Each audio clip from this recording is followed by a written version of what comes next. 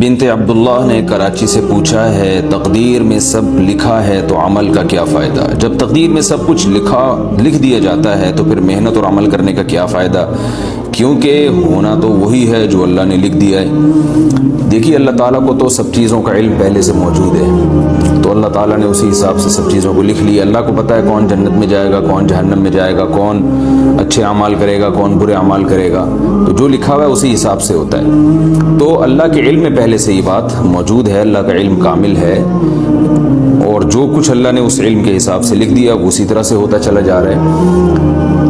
باقی یہ رہا یہ مسئلہ کہ پہلے سے لکھا ہوا ہے تو جنت میں کیوں جائے گا، جہنم میں کیوں جائے گا انسان، اس کے دو جواب ہیں، ایک الزامی جواب اور ایک تحقیقی جواب۔ الزامی کہتے ہیں کہ کوئی شخص کسی بات کو نہ مان رہا ہو تو اس کو کہنا کہ بھئی یہ دلیل آپ یہاں نہیں مانتے تو وہاں تو مان رہے ہیں آپ۔ تو بات یہ ہے کہ کھانا پینا بھی تو تقدیر میں لکھا ہوا ہے، پیسے کمانا بھی تو تقدیر میں لکھا ہوا ہے، تو پھر کوشش کیوں کرتے ہیں کھانا پینے کی،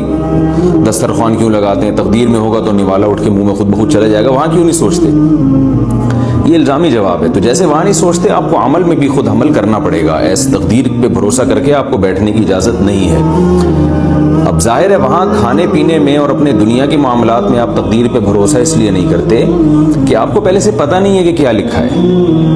آپ کو پہلے سے معلوم نہیں ہوتا کہ آپ کی تقدیر میں رات کا کھانا لکھا ہے کہ نہیں لکھا، تو آپ کھاتے ہیں اور کھانے کے بعد پتہ چلتا ہے کہ لکھا ہوا تھا تبھی کھایا ہے آپ نے۔ تو یہ آزمائش ہے کہ ہمیں پہلے سے تقدیر کا علم نہیں ہے۔ اگر کسی کو پہلے سے تقدیر کا علم ہو اور اسے معلوم ہے کہ تقدیر میں زنا لکھا ہوا ہے اور وہ زنا کر لے، اور اللہ قیامت میں اس سے پوچھے کہ تم نے زنا کیوں کیا، وہ کہے گا کہ اللہ میری تقدیر میں تو پہلے سے لکھا ہوا تھا، میں نے تو دیکھ لیا تھا، مجھے تو پتہ چل گیا تھا، تو شاید اللہ اسے معاف کر دے کہ بھائی جب لکھا ہوا تھا تو نے تو کرنا ہی تھا۔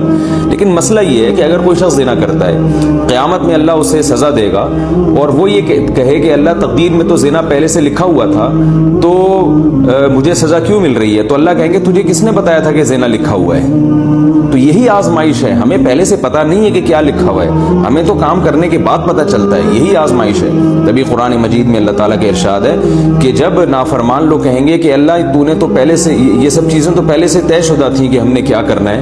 تو اللہ تعالیٰ فرمائیں گے قُلْ هَلْ عِنْدَكُم مِّنْ عِلْمٍ فَتُخْرِجُوهُ لَنَا، کیا تمہیں پہلے سے اس بات کا علم تھا؟ اگر تھا تو وہ لے کر آؤ ہمارے سامنے۔ تو تقدیر پہ لکھے ہوئے ہونے کے باوجود جو آزمائش ہے وہ آزمائش ہی رہتی ہے، اس لیے کہ ہمیں پہلے سے معلوم نہیں ہے۔ اس کی علماء نے بڑی بہترین مثال دی ہے کہ ایک ٹیچر اپنے اسٹوڈنٹس کو پڑھاتا ہے، اپنے شاگردوں کو پڑھاتا ہے، اور اسے پتہ ہوتا ہے کہ میرا کون سا شاگرد ہونہار ہے، کون سا محنتی ہے اور کون سا نالائق ہے، جو پورے سال محنت نہیں کر رہا اور امتحان میں چونکہ نقل بھی نہیں ہوگی تو اس کو پہلے سے پتہ ہوتا ہے کہ یہ 0 نمبر لے گا۔ تو استاذ کیا کرتا ہے کہ جو امتحانی پیپر ہے اس میں جو رزلٹ ہے نا اس میں پہلے سے 0 لکھ دیتا ہے، کیونکہ اس کو پہلے سے پتہ ہے کہ اس نے کرنا کرانا کچھ نہیں ہے، میں اسے پہلے سے جانتا ہوں کرے گا کچھ بھی نہیں ہے، تو پہلے سے 0 لکھ دیتا ہے۔ اور جس کے بارے میں استاذ کو معلوم ہے کہ یہ 100 نمبر لازمی لے گا، یہ ہونہار طالب علم ہے، مجھے اس کا پتہ ہے کہ یہ کبھی بھی غلط ایسا نہیں کرتا کہ محنت نہ کرے اور اس کا دماغ بھی اچھا ہے، تو استاذ نے پہلے سے رزلٹ میں 100 نمبر ڈال دیے۔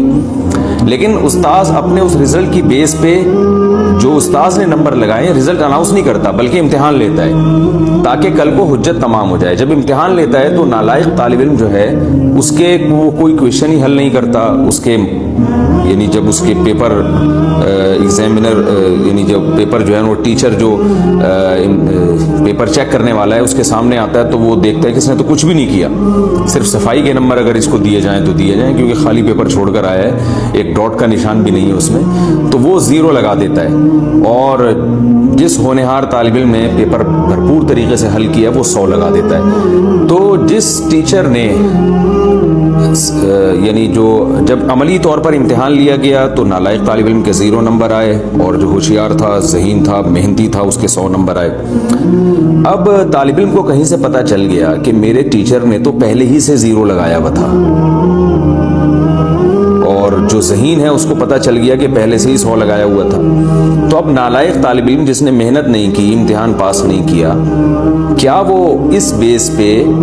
اس رزلٹ کو مسترد کر سکتا ہے کہ جی آپ نے تو پہلے ہی 0 لگا دیا تھا؟